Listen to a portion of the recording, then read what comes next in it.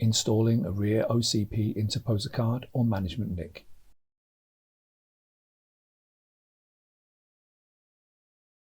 The replacement procedure for rear OCP interposer card and management NIC are identical except the cable connector locations. Refer to each system's user guide for more information. Slide the card into the slot until it is fully seated.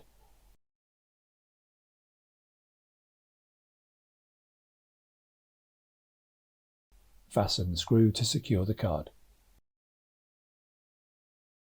Connect the cables to the card.